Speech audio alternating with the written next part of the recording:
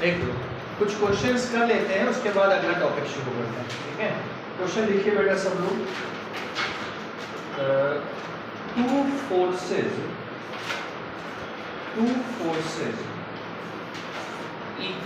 P and 2P, two forces, question है, two forces P and 2P act on a particle, Newton में है ये forces, act on a particle. Two forces P and 2P act on a particle. If the first is doubled,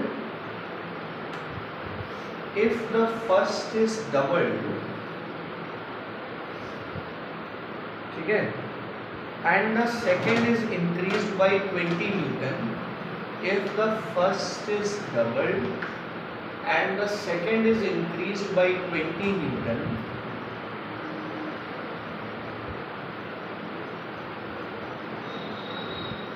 ठीक है, the direction of resultant is unaltered. The direction of resultant is unaltered.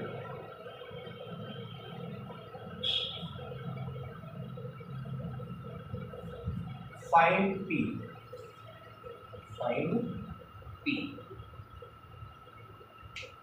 Question समझ गए? Question को एक बार फिर से समझिएगा बेटा। दो फोर्सेस हैं, एक फोर्स है P, एक फोर्स क्या है तो किसी भी डायरेक्शन में उससे फर्क नहीं पड़ रहा है, इन दोनों के बीच में चाहे जो एंगल हो, ये दो फोर्सेस हैं मान लीजिए, ठीक है। इनके रिजल्टेंट का डायरेक्शन हमने मान लिया ये, सही है। रिजल्टेंट कितना एंगल बनाता है हॉरिजॉन्टल के साथ थीटा। अब अगर कह रहा है कि पहले वाले को डबल कर दिया गया, और दूसरी वाली जो फोर्स है उसको 2P प्लस मतलब 20 किलो जो फोर्स बढ़ा दिया गया, तो direction of resultant is unaltered, अभी भी कितना एंगल बना रहा है थीटा है, मतलब डायरेक्शन नहीं चेंज होने का मतलब थीटा नहीं चेंज हुआ है। तो बताइए P क्या है? दोनों के रिजल्टेंट को इक्वेट कर देंगे, फिर लेट आ रहा है। वाओ, क्यों रोज लेट आ रहा है भाई? बैठो जल्दी बैठो। उम्मीद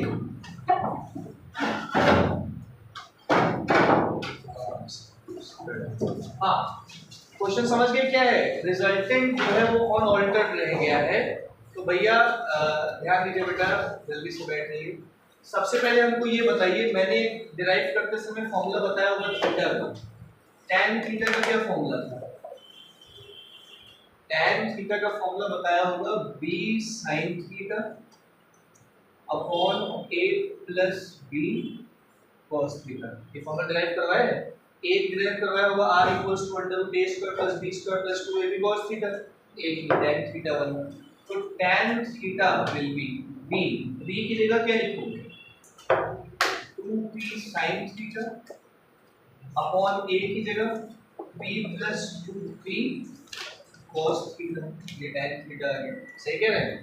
फिर इस तरीके से यहाँ पे फिर से सेम tan थीटा का यहाँ भी लगेगा, यहाँ का tan थीटा b क्या है 2p plus 20 sin theta upon a plus b into cos theta. Zero change आया, b पहले p था वो b बढ़ के 2p हो गया, सॉरी पहले b 2p था वो बढ़ के क्या हो गया 2p प्लस 20, a पहले था p वो बढ़ के कितना हो गया, दोनों tan थीटा को इक्वेट कर दो, क्योंकि क्वेश्चन में बोल रहा है कि डायरेक्शन नहीं चेंज हो रहा है, डायरेक्शन नहीं चेंज हो रहा है इसका मतलब थीटा क्या रहेगा सेम।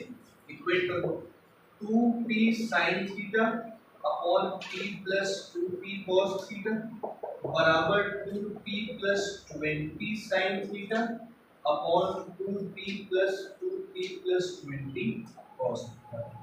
sin थीटा से sin थीटा कट जाएगा, क्रॉस मल्टीप्लाई करके जो कटे जो बचेगा वो क्या हो जाएगा आंसर। p की वैल्यू निकाल लेंगे।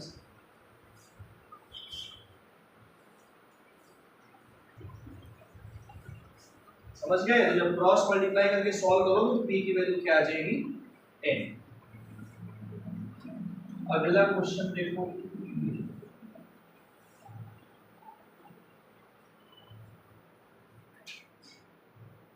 लिखिए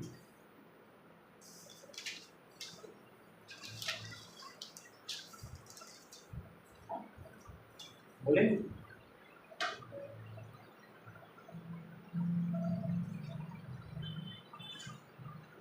देखो बेटा, the greatest and the least resultant, the greatest and the least resultant of two forces acting at a point, the greatest and the least resultant of two forces acting at a point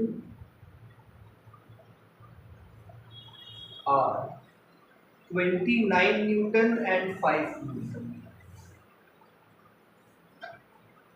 greatest force का resultant आया 29 Newton और least force का resultant कितना आया 5 Newton. If each force is increased by 3 Newton, ये दोनों resultant हैं, ये दोनों फोर्सेस नहीं है। फिर लिखो if each force is increased by 3 Newton, अगर हर फोर्स 3 न्यूटन क्या कर दी गई, बढ़ा दी गई, stop, find the resultant of two forces when they are acting at right angles to each other, when they are acting at right angles to each other.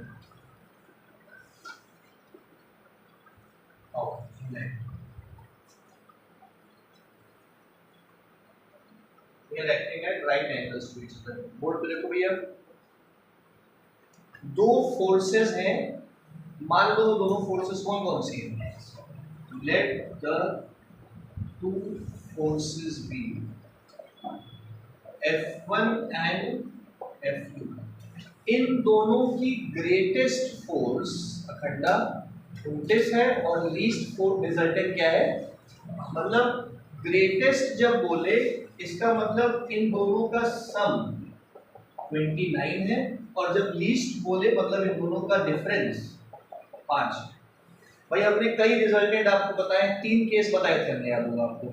पहला case था जब ए और बी के बीच का एंगल 0 डिग्री है, are का formula था ना √a² + b² + 2ab cos theta. तो जब ए और बी के बीच का एंगल बोला रहेगा, जब ए और बी के बीच का एंगल क्या था 0 डिग्री, तो a + b हो रहा था, 180 डिग्री में a - b हो रहा था, 90 डिग्री में √a² + b²। इसके अलावा 0 से 90 के बीच में कोई भी एंगल होगा, 0 से कितना भी एंगल 180 में, 0 पे ही जो है मैक्सिमम फोर्स मिलेगा रिजल्टेंट, और 180 डिग्री पे दैट इज माइनस करने पे मिनिमम फोर्स मिलेगा, और बाकी इनके बीच में ही होंगे रिजल्टेंट। अब इन दोनों इक्वेशंस को साइमल्टेनियसली सॉल्व कर लो। 29 + 5 34, F1 कितना आ गया 17। अब F1 + F2 किसके बराबर है 29, अपने पास F1 आ गया 17 + F2 = 29, तो F2 की वैल्यू कितनी आ गई 12, दोनों फोर्सेस आ गए। अब कह रहा है कि अगर इन दोनों फोर्सेस को 3 बढ़ा दिया जाए, नाउ F1 कितना बन जाएगा 20 और F2 कितना बन जाएगा 15। तो अगर ये दोनों 90 डिग्री पे एक्ट कर रहे हैं तो रिजल्टेंट फोर्स क्या होगा, 90 डिग्री पे एक्ट करने के लिए नेट फोर्स कैसे निकालते हैं, बस पाइथन को लगा दीजिए, सही है। तो √20 का स्क्वायर + 15 का स्क्वायर 400 और काटकर कितना आ जाएगा, आगे समझ में।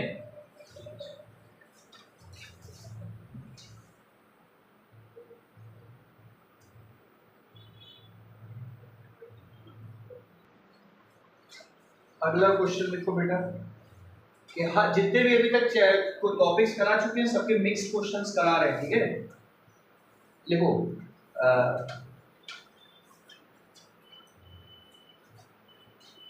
If vector A equals to vector B plus vector C, ऐसे अगर vector A vector B plus vector C का सम है, find angle between A and C, find angle between A and C, ठीक है। आओ ए और सी के बीच का एंगल निकालेंगे हम लोग। आइए बेटा ध्यान दीजिएगा सभी लोग। सबसे पहले तो अगर हम लोग को दिया हुआ हो a बराबर b प्लस सी, तो जिन दो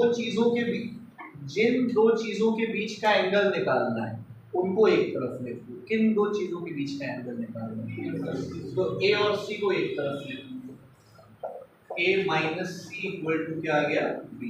अगर b और c के बीच का एंगल निकालना होता तो जो जहां है वही रहता, c इधर लाना पड़ा, a और c के बीच का एंगल निकालना है, दोनों साइड स्क्वायरिंग करना। a माइनस सी का और ये मैग्नीट्यूड ऑफ b का स्क्वायर, समझ रहे? a माइनस सी का whole square magnitude of a square plus c square minus 2 mag a dot c equal to magnitude of b का whole square. a dot c अब लगाएंगे इसके बाद magnitude of a square को सिर्फ ये लिख देते हैं और a डॉट c को क्या लिखोगे? ac cos where theta is the angle between जिसके साथ ये लगा है, that is an equal to b square। b square इधर भेज दो, a square plus c square minus b square, ये पूरा उधर चला जाएगा तो क्या बच जाएगा? 2ac cos theta। cos theta का फॉर्मूला बन के आ गया a square plus c square minus b square upon, ये किसके बीच का एंगल है? a और c के बीच का एंगल है, तो ये फॉर्मूला लगाना। अब ये between a and c, between a and c। अब अगर हम पूछें angle between b and c, तो फॉर्मूला बन जाएगा b square plus c square minus a square upon ये बिटवीन b एंड c। और अगर आपसे बोल दिया कि बिटवीन a एंड b, तो a square plus b square minus c square upon 2ac। ये इन तीनों रूल्स को कहा जाता है कोसाइन रूल। मैथ्स में वैसे ये चीज अभी के लिए आपके एक टच में। और अगर इनकी वैल्यूज दे दिया तो सीधा एंगल निकल आएगा। मान लो कह दिया कि a 6 है, ये 7 है, ये 5 है, तो डायरेक्ट आप क्या निकाल सकते हो? थीटा निकाल सकते हो।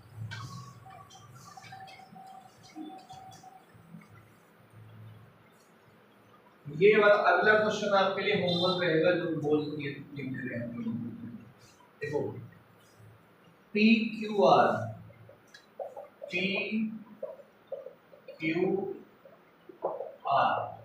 ये तीन वेक्टर्स हैं और P प्लस क्यू आर के बराबर है। Find angle between Q and R। कर दोगे? ये लिख के घर से करके आइएगा यार क्वेश्चन। डायरेक्ट फॉर्मूला भी यूज करना चाहो कर लो, पेपर में पर प्रॉपर करना है।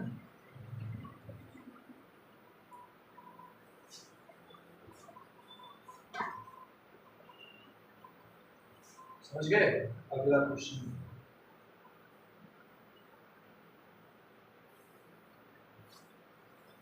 जितना पढ़ा है उसको पहले पूरा क्लियर कर लें तो आगे के टॉपिक से पढ़ें। Rain problem, boat problem, aeroplane problem, problem ही प्रॉब्लम।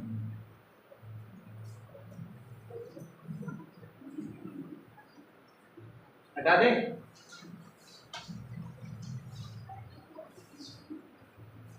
देखो बेटा, ये vector 5i plus 4j plus 5k, ये vector x axis, y axis और z एक्सिस के साथ कितना कितना कितना एंगल बना रहा है। Find the angle which a makes with x, y, z axis respectively. ये वेक्टर x, y और z तीनों एक्सिस के साथ बारी बारी निकालेंगे कितना कितना कितना एंगल बना रहा है। ठीक है? आओ सबसे पहले बेटा बोर्ड पे देखो, x एक्सिस के लिए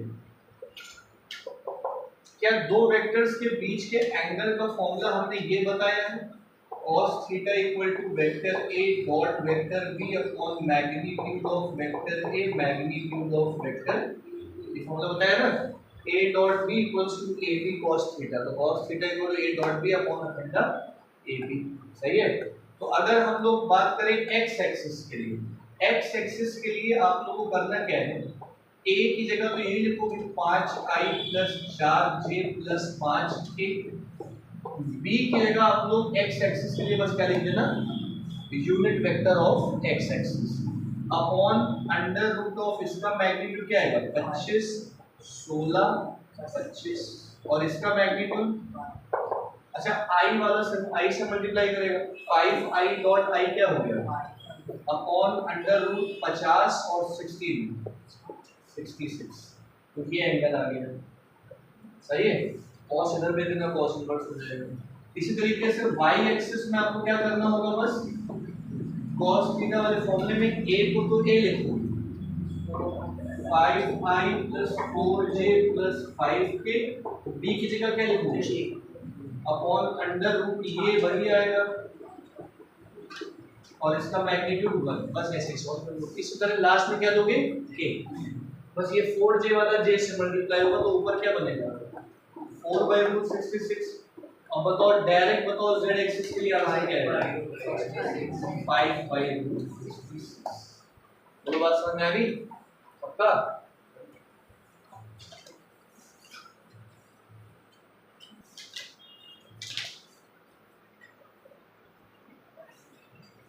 हाँ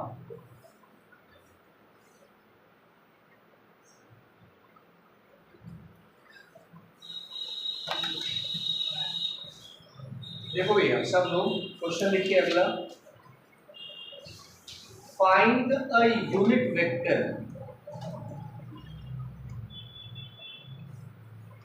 find a unit vector perpendicular to the vectors this and this। एक यूनिट वेक्टर निकालना है जो इन दोनों के क्या हो परपेंडिकुलर, समझ गए। Find a unit vector perpendicular to ये एंड ये। अब पहले इस क्वेश्चन को समझ लीजिए, फील कर लीजिए,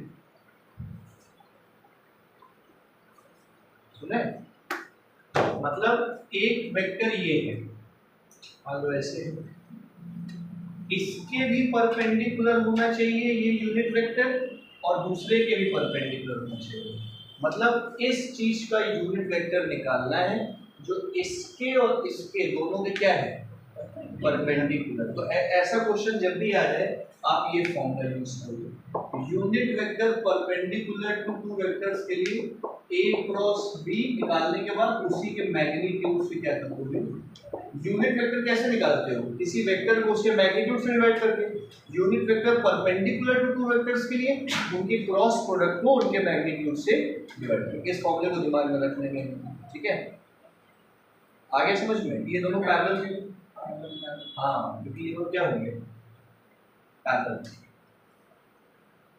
ए लेंगे, समझ गए। तो पहले दोनों का एक क्रॉस भी निकाल दो, वही डिटरमिनेंट वाले तरीके से, फिर उनके मैग्नीट्यूड से डिवाइड कर दो, यूनिट वेक्टर आ जाएगा, समझ गए बेटा।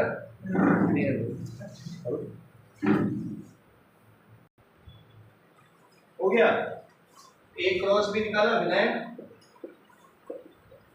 ऐसे i j k 2 1 1 1 minus 1 2 2 1 जा 2 minus minus 1 minus j 2 minus 2 0 plus k minus 2 minus 1, तो ये आएगा 3i minus 3k, ये आ गया a क्रॉस b और इसका मैग्नीट्यूड क्या है ना 2 4 माइनस, अच्छा 4 माइनस 1 2 2 जा 4 माइनस 1 1 जा 1, 3i minus 3j minus 3k, ये आ गया magnitude under root 9 plus 9 plus 9 3√3। इसको डिवाइड कर दो, आंसर आ जाएगा I माइनस जे माइनस के डिवाइडेड बाई √3। 3 कॉमन एक काट देना चाहोगे,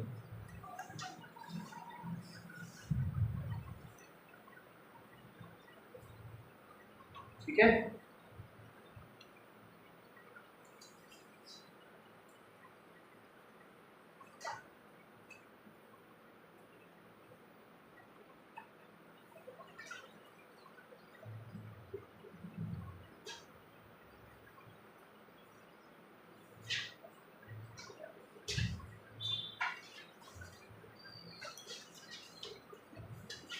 बस इन दोनों को डिवाइड करना है, यूनिट वेक्टर आ जाएगा, ठीक है।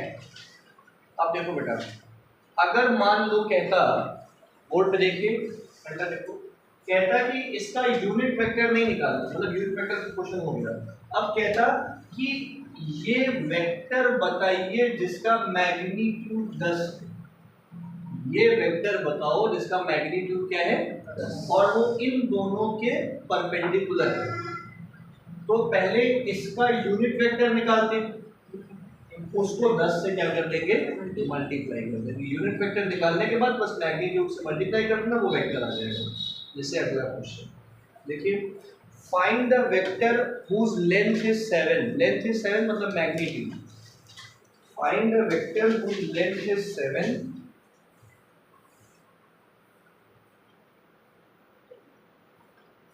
and which is perpendicular to 2I minus j minus k और I plus j minus 2। Question समझ गए? Find the vector whose length is 7 मतलब मैग्नीट्यूड दिया है and which is perpendicular to these two। तो पहले इन दोनों के परपेंडिकुलर का यूनिट वेक्टर निकालोगे, ऐसे ही जो भी आएगा उसको 7 से मल्टीप्लाई कर दो।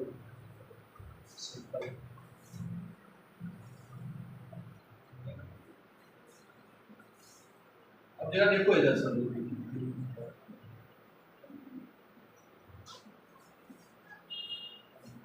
और बेटा बोर्ड पे देखो, जैसे मान लो कि क्वेश्चन है, देख रहे हैं, मान लीजिए एक ट्रायंगल दे दिया गया, उसमें मैंने बताई थी ये बात, ठीक है। अगर ट्रायंगल की ये साइड दे दी मान लो 2I प्लस जे माइनस के, ये side they the I plus J plus के। अब कह रहा है इस ट्रायंगल का क्या निकालो, एरिया। तो एरिया ऑफ ट्रायंगल निकालने के लिए हमने क्या बताया था आप लोग को, 1/2 1 1 1 2 1 माइनस 1 2 1 और 1 1, इसको सॉल्व कर लेंगे। लेकिन अगर क्वेश्चन में आप लोग को एंड पॉइंट्स दिए, ये दिया हो I plus 2j plus k, ये दिया हो I minus 2j minus 3k, और ये पॉइंट दिया हो 3I प्लस j प्लस 2, तो एरिया ऑफ ट्रायंगल कैसे निकालोगे? इसके लिए क्या करोगे, फिर पहले तुम लोग ये चीज निकालोगे, AB निकालोगे, B को A से माइनस कर दो, इसको इससे माइनस कर दोगे तो ये AB आ जाएगा, जैसे यहाँ दिया हुआ है ये चीज। और BC निकालोगे, BC कैसे निकालोगे, C माइनस B करके, तो ये आ जाएगा। फिर इस साइड और इस साइड को इस फॉर्मूले में रख के आंसर आ जाएगा।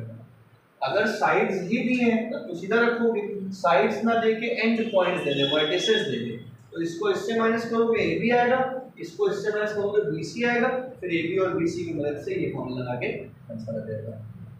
नहीं समझ में आया? पक्का समझ गए? सही बताओ। एरिया ऑफ पैरेललोग्राम का कोई फॉर्मूला बताया मैंने? अरे वही जो रेक्टेंगल वाला है वही एरिया ऑफ पैरेललोग्राम क्लियर कर जाता है। देखो यहाँ पे दो सिनेरियोज हैं, देखा गया, ये पैरेललोग्राम हो गया, ये वेक्टर A दिया है, ये वेक्टर क्या दिया है, ये पैरेललोग्राम हो गया। अब पैरेललोग्राम का एरिया निकालना है तो आपको कुछ नहीं करना है, बस A को B से मल्टीप्लाई करके क्रॉस प्रोडक्ट करके मैग्नीट्यूड निकालना है। भाई डिटरमिनेंट वाले तरीके से लगा के मैग्नीट्यूड निकाल लेना है। लेकिन अगर क्वेश्चन में आपको इसकी डायगोनल्स दे दी है, मान लो इसके डायगोनल्स दे दी, तो क्या करोगे, एरिया का फॉर्म लगाओगे, half d1 cross d2, half diagonal cross करोगे दूसरे डायगोनल से। अगर साइड्स दे दी जाए तो a को b से मल्टीप्लाई कर दोगे, अगर डायगोनल्स दे दिए जाए तो d1 को d2 से क्रॉस प्रोडक्ट करा के जो भी मैग्नीट्यूड है उसे क्या कर देना, डायगोनल की टर्म्स में एरिया आ जाएगा, एरिया दोनों का सेम ही आएगा। समझ गए? डायगोनल कैसे निकालते हैं याद है? जैसे हमने कहा अगर ये a, मान लो ये a, ये मान लिया क्या है, तो ये वाला डायगोनल क्या आएगा, a plus head a plus. अच्छा ये b है तो ये भी क्या होगा, और ये a है तो ये भी क्या होगा, सही है। अच्छा ये वाला डायगोनल तो आ गया अपना, ये वाला डायगोनल कैसे निकालोगे, ये देखो इस ये वाला डायगोनल जब निकाल रहा हूं तो दोनों का टेल मिल रहा है, देखो दोनों को क्या मिल रहा है, तो ये अगर a प्लस b तो दूसरा वाला डायगोनल क्या होगा, a माइनस b। समझ गए? या तो आप सीध अब ये a plus b he d1 है और a माइनस b क्या है d2, लेकिन अगर आपको जब a और b दिए होंगे तो आप सीधा इस फॉर्मूले में रखोगे, और जब d1 d2 दिए होंगे तो सीधा इस फॉर्मूले में रखोगे। इसकी जरूरत नहीं है आपको, लेकिन पता होना चाहिए, लिख लो कहीं पे।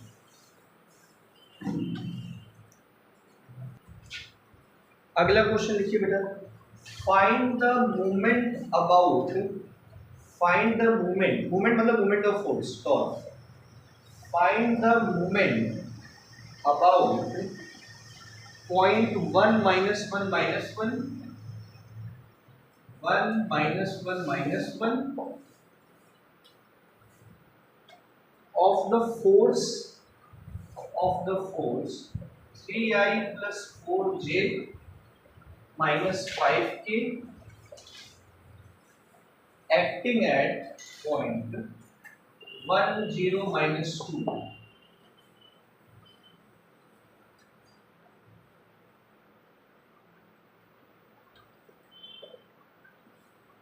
समझिएगा, एक्टिंग एट पॉइंट। अब क्वेश्चन समझ में आया आपको? ये जैसे मान लीजिए कि ये हिस्सा जो है बोर्ड पर देखो बेटा, विधायक तुम भी देख लो, ये हिस्सा जो है ये O है, इसके अबाउट मूवमेंट निकालना है। इसके अबाउट मूवमेंट मतलब इसके चारों, इसी पॉइंट को फिक्स पॉइंट मान के चारों तरफ इसे घुमाना है, ऐसे ऐसे ऐसे ऐसे। समझ गए मेरी बात? फोर्स कहाँ लगाना है, यहाँ, ये वो पॉइंट है 1 0 माइनस 1, ये पॉइंट क्या है 1 माइनस 1 माइनस 1, जहाँ फोर्स लगाना है वो पॉइंट क्या है 1 0, मूवमेंट ऑफ फोर्स निकालना है। मूवमेंट ऑफ फोर्स का क्या फॉर्मूला होता है, tau equals to R cross F, ना कि एफ क्रॉस आर। कम्यूटेटिव नहीं होता ना, product product, R cross F. ये आर मतलब यहाँ से यहाँ तक की डिस्टेंस, और यहाँ से यहाँ तक की डिस्टेंस कैसे निकालोगे, इसको इससे क्या करके minus 1 minus 1 0 minus minus 1 minus 2 minus minus 1, तो r बन गया 0i plus j minus k, ये r बन गया। तो इसमें रख दो बस, ये टॉर्क कैसे निकालोगे, i j k, r ऊपर 0 1 माइनस 1, f नीचे 3 4 माइनस 5। इसको सॉल्व कर लोगे, i j के टर्म्स में आ जाएगा, फिर उसका क्या निकाल देना, समझ गए?